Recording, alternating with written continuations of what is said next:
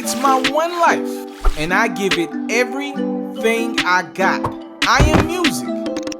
I am sports. I am the culture. I woke up feeling like my boy this morning. What did he say? 200.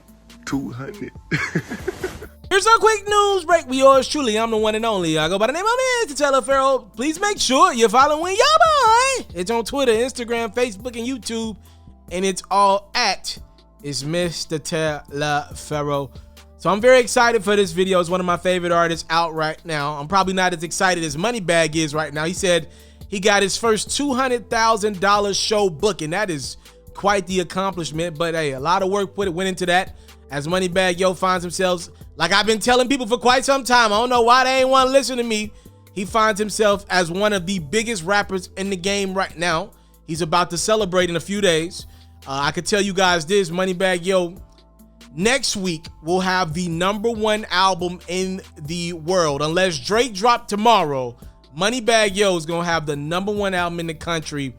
He's on pace to sell about 110 to 120,000 units first week on his new project, A Gangsta's Pain. Congratulations to Moneybagg. I expected him to do over 100,000, I think was my prediction.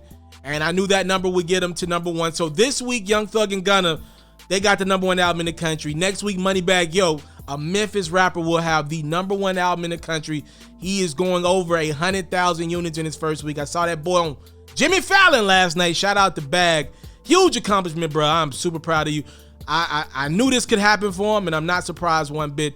I actually saw an interview with Moneybagg, with Billboard, and I thought some interesting things came out of the interview in regards to his new album, A Gangsta's Pain.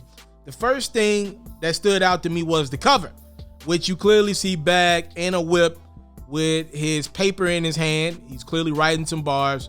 And for those who don't know, the background of that is a hood in South Memphis, Walker Homes.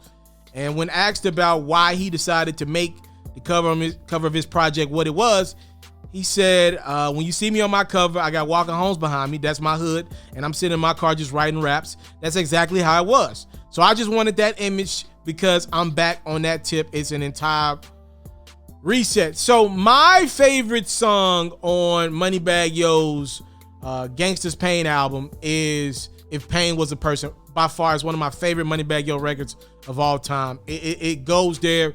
It's got that if loving you is wrong, I don't want to be right sample on it. Ooh, I know they paid a pretty penny for that bad boy, but it is just bad for about 3 to 4 minutes, just straight pain.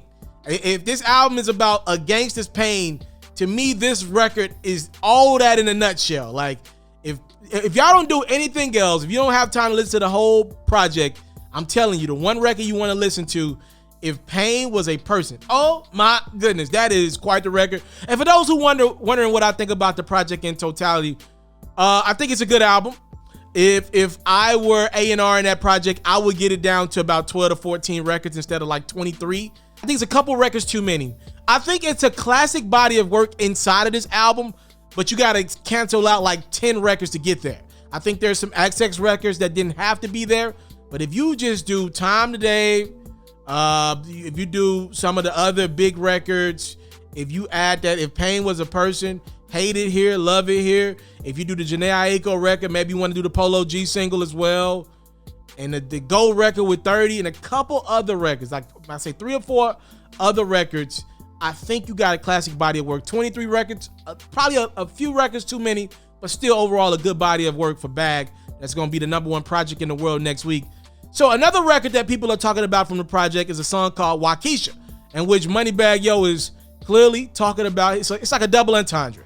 And Bag is good with these. He was clearly talking about his love for the lean, but also it could be looked at as his love with a chick, the ups and downs of their relationships, the back and forths, the highs and lows.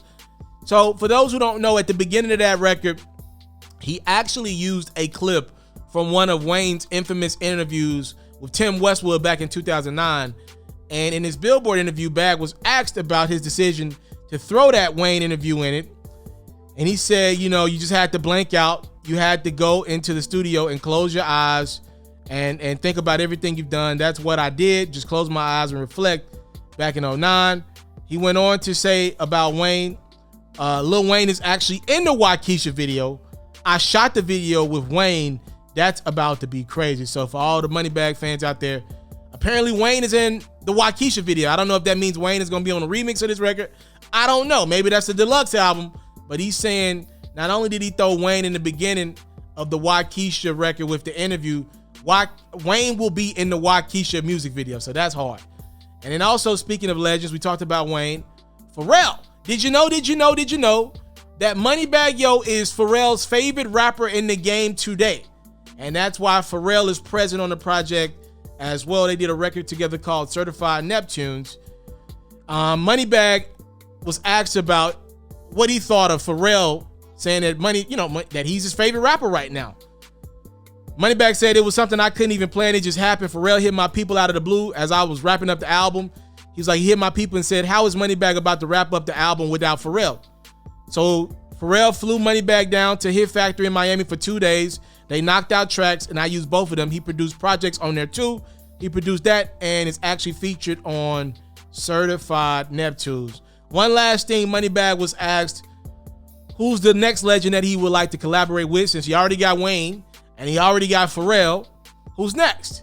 And he admitted that he would like to work with Drake. He said he might be the last one on that list. A Moneybagg Yo Drake record would be hard.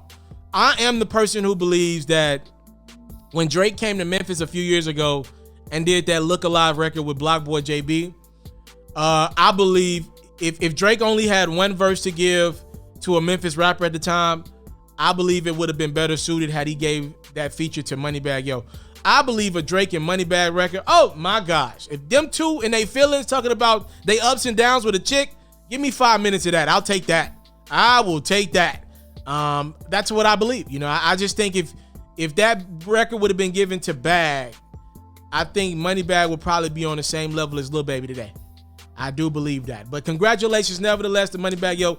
If you don't do anything else, if Pain was a person, bruh, I'm telling you, that is one of the best records of the year to me. That might be my favorite so far this year. Y'all let me know in the comment box below if you had the chance to listen to Moneybagg Yo's A Gangsta's Pain. What's your favorite record off the project? What records you recommend? What you think about the project? Give me a rating, 1 through 10. I'll give it an 8.5. I'm somewhere right there. See, look, that's one of my favorite rappers, but I feel like I'm being unbiased. I still feel like it was too many records, but nevertheless, really good project. #1 album in the country next week. Here's a quick news break. We are truly, I'm the one and only. I go by the name of my man, TALIAFERRO. Thank y'all so much for the time, love, and support. It will never, and I mean never, be taken for granted. Salute. I'm out. Catch full new episodes of FERRO's music-based platform every day only on YouTube at It's Mr. TALIAFERRO. You can also find clips, updates, giveaways, and more on Facebook, Instagram, and Twitter, also at It's Mr. TALIAFERRO. For all basketball fans, make sure you tune in to FERRO's daily highlights, reports, and commentary on YouTube at HoopsFERRO, and even more updates on Facebook, Instagram, and Twitter at HoopsFERRO as well.